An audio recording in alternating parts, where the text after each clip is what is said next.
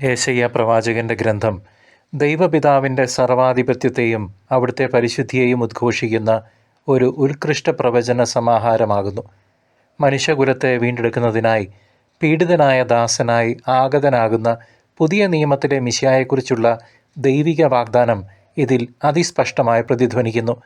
അനുഷ്ഠാനങ്ങളിലെ ബാഹ്യമായ ആചാരങ്ങൾക്കല്ല, അന്തരംഗത്തിലെ സത്യസന്ധതയ്ക്കാണ് പ്രാധാന്യമെന്ന് യേശയ്യാ പ്രവാചകൻ ആവർത്തിച്ച് നമ്മെ ഓർമ്മിപ്പിക്കുന്നു.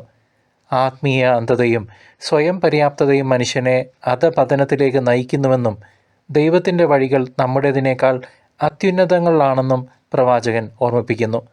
നീതി പുനഃസ്ഥാപിതമാകുന്ന ഒരു നവലോക സൃഷ്ടിയുടെ പ്രത്യാശ വിശ്വാസികളെ ദൈവത്തിലേക്ക് തിരിച്ചു വിളിക്കുമ്പോൾ കർത്താവിനെ പരിത്യജിക്കുന്നവർക്ക് മുന്നിൽ കണിശമായ താക്കീതും മുഴങ്ങുന്നു. വരാനിരിക്കുന്ന കാലത്തെ നേരിടുവാൻ ഹൃദയത്തിൽ നിന്നുള്ള യഥാർത്ഥ പശ്ചാത്താപമാണ് ദൈവം നമ്മിൽ നിന്ന് ആവശ്യപ്പെടുന്നത്. സഹോദരങ്ങളെ, ക്രിസ്തുവിൻ്റെ ആഗമനം ആസന്നമായിരിക്കുന്നു. നാം എല്ലാവരും ജാഗ്രതയോടെയും ഒരുക്കത്തോടെയും ഇരിക്കേണ്ട സമയമാണിത്. കർത്താവെ, ജീവൻ നൽകുന്ന അങ്ങയുടെ വചനങ്ങളിലൂടെ ഞങ്ങളെ ജ്ഞാനം നൽകി നിറയ്ക്കണമേ. ഇതാ ഞങ്ങൾ സന്നദ്ധരായിരിക്കുന്നു. യേശയ്യാ പ്രവാചകൻ്റെ പുസ്തകം അധ്യായം 31. ജെറുസലേമിന് സംരക്ഷണം. കർത്താവിനോട് ആലോചന ചോദിക്കുകയോ ഇസ്രായേലിൻ്റെ പരിശുദ്ധനിലേക്ക് ദൃഷ്ടി ഉയർത്തുകയോ ചെയ്യാതെ സഹായം തേടി ഈജിപ്തിലേക്ക് പോവുകയും കുതിരയിൽ ആശ്രയിക്കുകയും രഥങ്ങളുടെ എണ്ണത്തിലും കുതിര പടയാളികളുടെ കരുത്തിലും വിശ്വാസമർപ്പിക്കുകയും ചെയ്യുന്നവർക്ക് ദുരിതം. അവിടുന്ന് ജ്ഞാനിയും നാശം വരുത്തുന്നവനുമാണ്. അവിടുന്ന് തൻ്റെ വാക്ക് പിൻവലിക്കുകയില്ല. തിന്മ പ്രവർത്തിക്കുന്നവരുടെ ഭവനങ്ങൾക്കെതിരായും അനീതി പ്രവർത്തിക്കുന്നവരെ സഹായിക്കുന്നവർക്കെതിരായും അവിടുന്ന് എഴുന്നേൽക്കും. ഈജിപ്തുകാർ മനുഷ്യരാണ്, ദൈവമല്ല. അവരുടെ കുതിരകൾ ജഡമാണ്, ആത്മാവല്ല. കർത്താവ് കരമുയർത്തുമ്പോൾ സഹായകൻ ഇടറുകയും സഹായിക്കപ്പെട്ടവൻ വീഴുകയും അവർ ഒരുമിച്ച് നശിക്കുകയും ചെയ്യും. കർത്താവ് എന്നോട് അരുളി ചെയ്തു, സിംഹമോ സിംഹക്കുട്ടിയോ ഇരയുടെ നേരെ മുരടുമ്പോൾ ഒരു കൂട്ടം ഇടയന്മാർ അതിനെതിരെ ചെന്നാലും അവർ ഒച്ച വയ്ക്കുന്നത് കേട്ട് അവ പേടിക്കുകയോ പരിഭ്രമിക്കുകയോ ചെയ്യാത്തതുപോലെ സൈന്യങ്ങളുടെ കർത്താവ് യുദ്ധം ചെയ്യാൻ സിയോൻ പർവ്വതത്തിലും അതിൻ്റെ കുന്നുകളിലും ഇറങ്ങിവരും.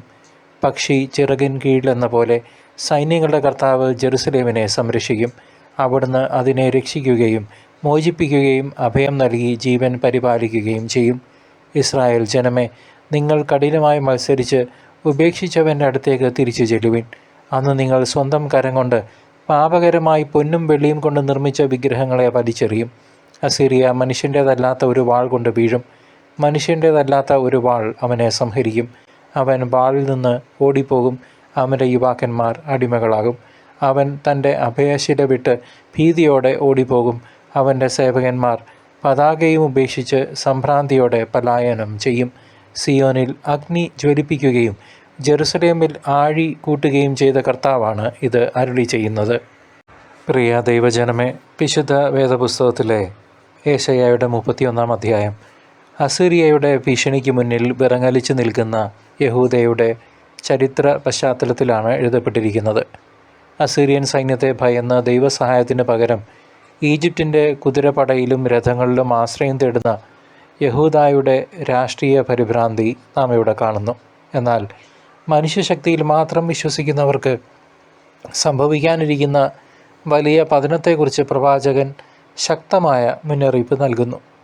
കേവലം മാംസം മാത്രമായ മനുഷ്യനേക്കാളും ചൈതന്യമായ ദൈവത്തെ വിസ്മരിക്കുന്നതിലെ വിഡ്ഢിത്തം ഇസ്രായേലിനെ വെളിപ്പെടുത്തി കൊടുക്കുകയാണ് ഇവിടെ. ലോകശക്തികളുടെ സഖ്യത്തേക്കാൾ ഉപരിയായി ഇസ്രായേലിൻ്റെ പരിശുദ്ധനായ ദൈവത്തിലേക്ക് തിരിയേണ്ടതിൻ്റെ അനിവാര്യത പ്രവാചകൻ ഈ വേദഭാഗത്ത് വ്യക്തമാക്കുന്നു. ശത്രുക്കൾ വളയുമ്പോൾ രാഷ്ട്രീയ തന്ത്രങ്ങളല്ല, മറിച്ച് ദൈവത്തിലുള്ള ഉറച്ച വിശ്വാസമാണ് വേണ്ടതെന്ന് ഈ വേദഭാഗം നമ്മെ ഓർമ്മിപ്പിക്കട്ടെ. ഈ അധ്യായത്തിലെ 31 അധ്യായത്തിലെ പ്രധാന സന്ദേശം ദൈവത്തിലുള്ള അചഞ്ചലമായ വിശ്വാസവും അവിടുത്തെ പരമാധികാരവുമാണ്. അസിറിയയെ ദൈവം തൻ്റെ വാളുകൊണ്ട് തകർക്കുമെന്നും അതിന് മനുഷ്യൻ്റെയോ വീരന്മാരുടെയോ സഹായം ആവില്ലെന്നും യേശയ്യാ പ്രവചിക്കുന്നു. രാജാവായ ഹെസക്കിയായുടെ കാലത്ത് ഈ പ്രവചനം അക്ഷരാർത്ഥത്തിൽ നിറവേറുന്നത് നാം ചരിത്രത്തിൽ കാണുന്നുണ്ട്. ദൈവത്തെ ശരണമാക്കുന്നവർക്ക് അവിടുന്ന് ഒരു സിംഹത്തെപ്പോലെ കരുത്തനായും കുഞ്ഞുങ്ങളെ സംരക്ഷിക്കുന്ന പക്ഷിയെപ്പോലെ വാത്സല്യ നിധിയായും കൂടെയുണ്ടാകും. വിഗ്രഹങ്ങളെയും അന്യദൈവങ്ങളെയും ഉപേക്ഷിച്ചുകൊണ്ട് യഥാർത്ഥ ദൈവത്തിലേക്ക് മടങ്ങി വരാൻ ജനം വിളിക്കപ്പെടുന്നു. ദൈവത്തിൻ്റെ മുൻപിൽ മനുഷ്യൻ്റെ എല്ലാ അഹങ്കാരങ്ങളും തകരപ്പെടുമെന്ന വലിയ സത്യം ഈ അധ്യായം പ്രഖ്യാപിക്കുന്നു. ശത്രു എത്ര വലിയവനായാലും ദൈവത്തിൻ്റെ ആജ്ഞയ്ക്ക് മുൻപിൽ അവർ നിസ്സഹായരാകുമെന്ന് ഉള്ള പ്രത്യാശയാണ് യെശയ്യാ പ്രവാചകൻ പകർന്നു നൽകുന്നത്. യെശയ്യാ പ്രവാചകൻ്റെ ധീരമായ വ്യക്തിത്വവും ദൈവത്തോടുള്ള അടിയുറച്ച വിശ്വസ്തതയും ഈ വചനങ്ങളിൽ തെളിഞ്ഞു നിൽക്കുന്നു. ഭരണാധികാരികളും ജനങ്ങളും ഈജിപ്തിലേക്ക് സഹായത്തിനായി ഓടുമ്പോൾ ഏകാഗിയായി നിന്ന് ദൈവത്തിൻ്റെ കരുത്തിനെക്കുറിച്ച് വിളിച്ചു പറയാൻ യെശയ്യാ പ്രവാചകൻ അസാമാന്യമായ ധൈര്യം കാട്ടി. തൻ്റെ ജനത്തിൻ്റെ ആത്മീയ പതനത്തിൽ വലിയ ദുഃഖം അനുഭവിച്ചിരുന്ന അദ്ദേഹം അവരെ നേരായ വഴിയിലേക്ക് നയിക്കാൻ നിർഭയം സംസാരിച്ചു. ഭൗതിക സുരക്ഷയേക്കാൾ ആത്മീയ സുരക്ഷയ്ക്ക് മുൻഗണന നൽകുന്ന പ്രവാചകൻ്റെ ഉൾക്കാഴ്ച ഇവിടെ അതീവ ശ്രദ്ധേയമാണ്. ദൈവകോപം വരുത്തി വയ്ക്കുന്ന വിഗ്രഹാരാധനയ്ക്കെതിരെ ശബ്ദമുയർത്തിയ അദ്ദേഹം കർത്താവിൻ്റെ നീതിയിലും കരുണയിലും പൂർണ്ണമായി വിശ്വസിച്ചു. വരാനിരിക്കുന്ന ന്യായവിധിയെക്കുറിച്ച് ഓർമ്മിപ്പിക്കുമ്പോഴും പശ്ചാത്തപിച്ച് മടങ്ങുന്നവർക്ക് ലഭിക്കുന്ന സംരക്ഷണത്തെക്കുറിച്ച് അദ്ദേഹം വാചാലനാകുന്നതായി നാം വായിക്കുന്നു.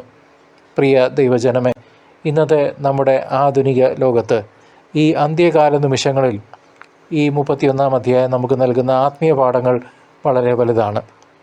സാങ്കേതിക വിദ്യയിലും ആർട്ടിഫിഷ്യൽ ഇൻ്റലിജൻസിലും റോബോട്ടിക്സിലും മെഷീൻ ലേണിങ്ങിലും സാമ്പത്തിക ഭദ്രതയിലും മാത്രം ആശ്രയിച്ച് ജീവിക്കുന്ന നമ്മോട് യഥാർത്ഥ രക്ഷ ദൈവത്തിൽ നിന്ന് മാത്രമാണെന്ന് ഈ വചനം പറയുന്നു.